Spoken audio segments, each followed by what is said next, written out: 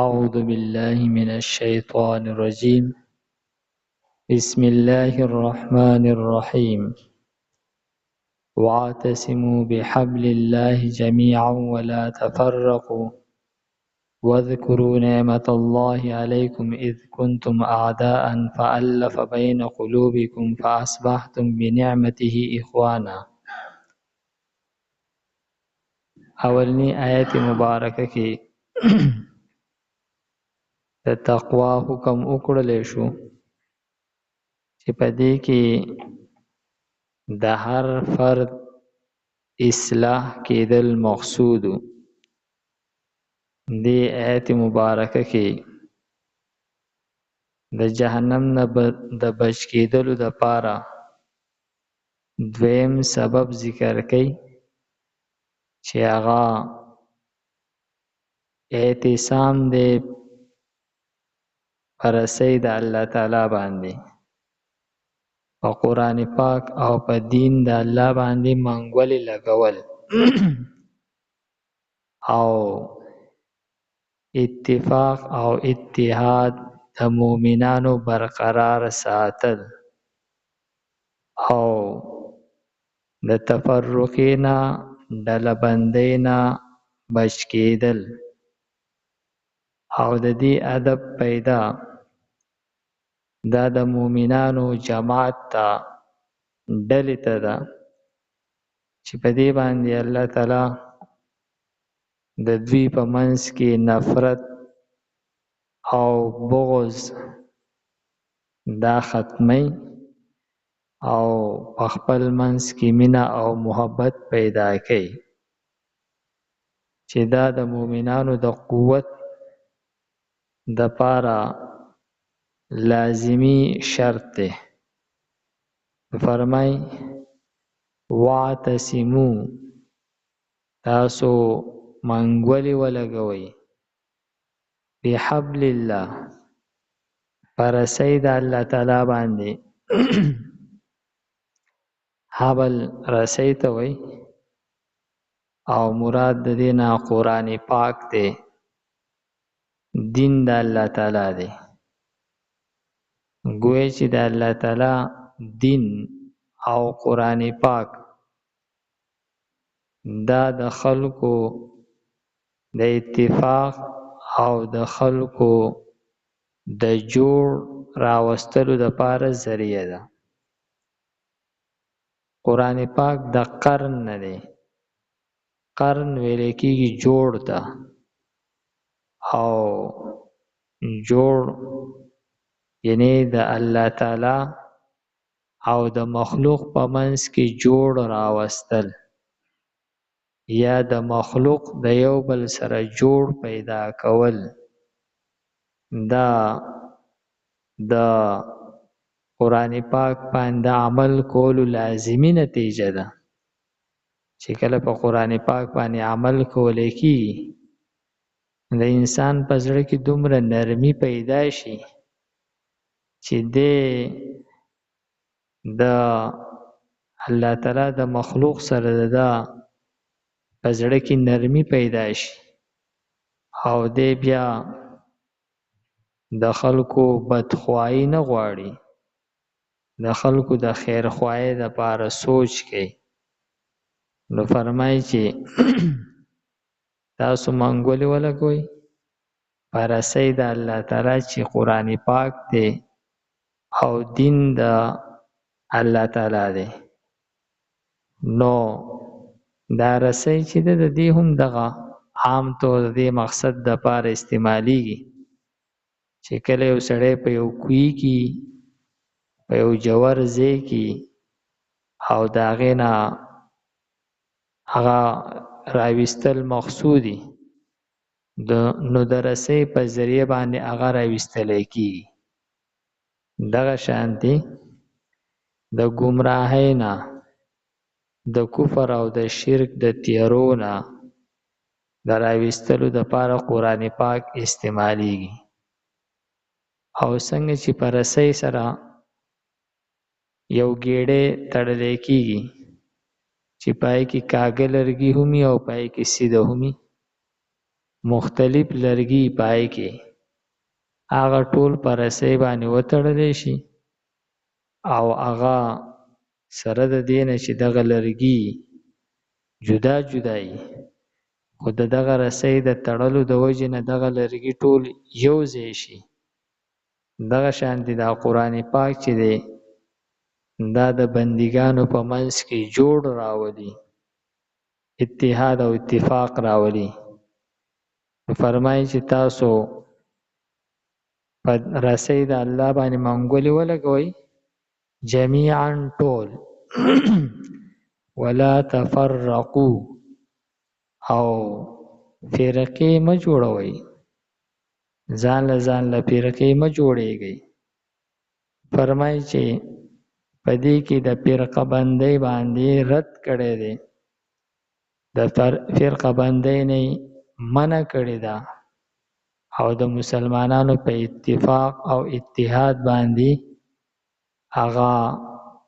ترغیب ورکړی دی. فرمایي چې فرقه وایسه ده، فرقه هغه ډلې ته ویل کېږي چې هغه د بلې ډلې سره په نظریاتو او عقایدو کې اختلاف لري. نو مفسرینو دلته کې ذکر کړی دي چې فروعي اختلافات مسائل چې دا په دوه قسمه دي، یو ته مسائل اصلیه وي، یو ته مسائل فرعیه وي. مسائل اصلیه هغه مسائل ته وایي چې د عقیدې او د ایمان سره د نظریې سره تعلق ساتي. یو مسائل فرعیه دي، فرعیه مسائل هغه ته وایي چې هغه د عمل سره تعلق ساتي، د اعتقاد سره د ایمانیات او نظریات سره تعلق نه. نو په دغه فروعي مسائلو کې اختلاف راتلل دې ته فرقه نه ویل کېږي. دا وجه ده چې کوم څلور مذاهب چې دي، امام ابو حنیفه، مذهب حنفی او مذهب شافعی او مذهب مالکی او حنبلی، دا څلور واړه مذهب یو فرقه حسابیږي. دا څلور واړه اهل سنت والجماعت دي، ځکه چې د دوی عقاید چې دي دا یو دي. فروعي مسائلو کې اختلاف راغلی دی او فروعي مسائلو کې اختلاف راتلل دې ته فرقه ویل کېږي نه، ځکه چې دا په فروعي مسائلو کې اختلاف چې دی دا د صحابو په دور کې هم وو. او یو روایت کې راځي اختلاف امتی رحمتون، زما د امت اختلاف راتلل په فروعي مسائلو کې دا رحمت دی. د رحمت ویلو وجه دا ده که چېرې یو مسئله او پای کې د څلور واړو امامانو اتفاقي، نو بیا د هغې حکم واجب شي، بیا په هغې باندې حق شانتي عمل کول دا واجبي. نو که د یو سړي بیا وس کېږي او که نه، که یو سړی هغه دغه عمل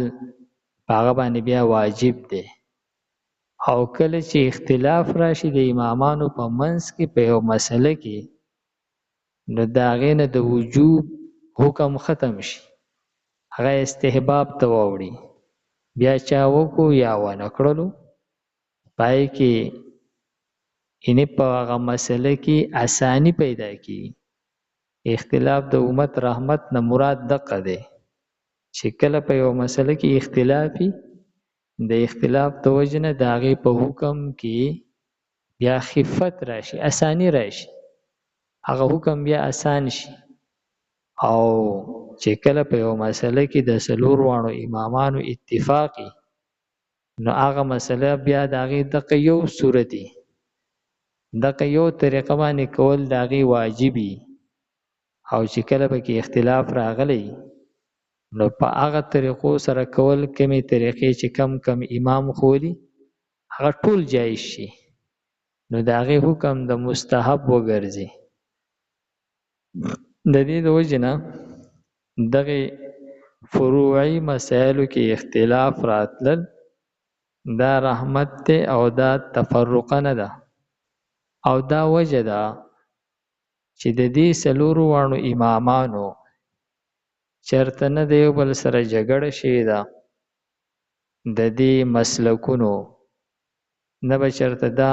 لیدلی شوي چې د شافعیانو او د حنفیانو مناظره ده بحث دی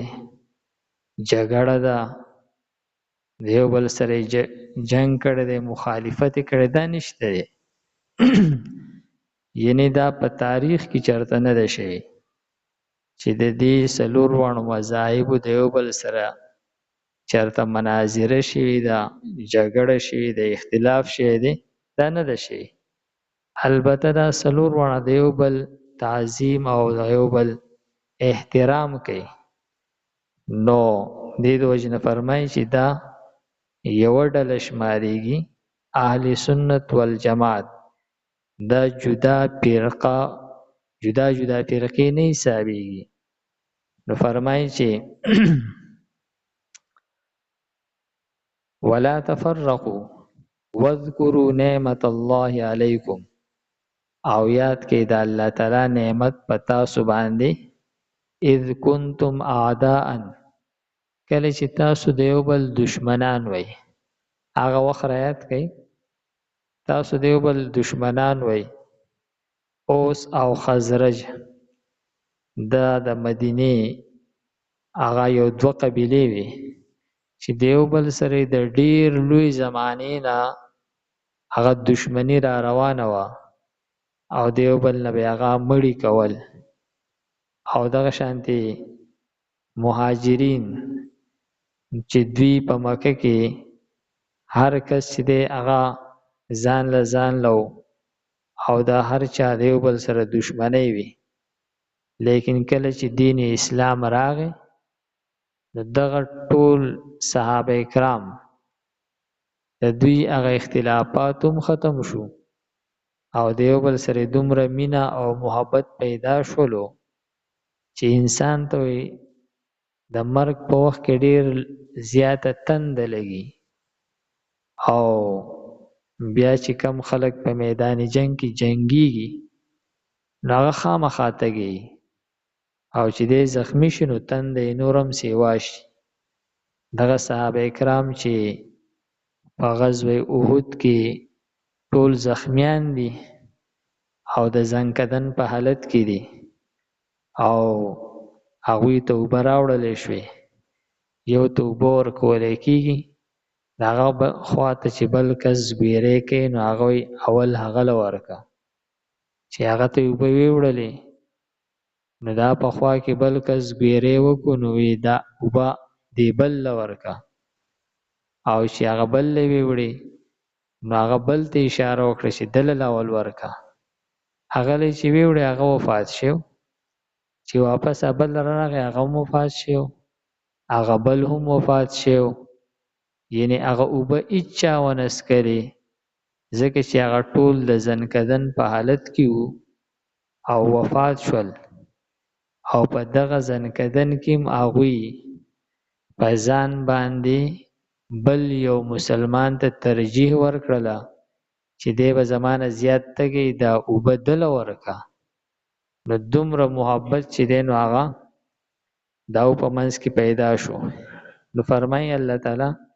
چې تاسو د الله تعالی نعمت یاد کړئ په تاسو باندې کله چې تاسو د یو بل دشمنان وئ فالف بین قلوبکم نو محبت واچو الله تعالی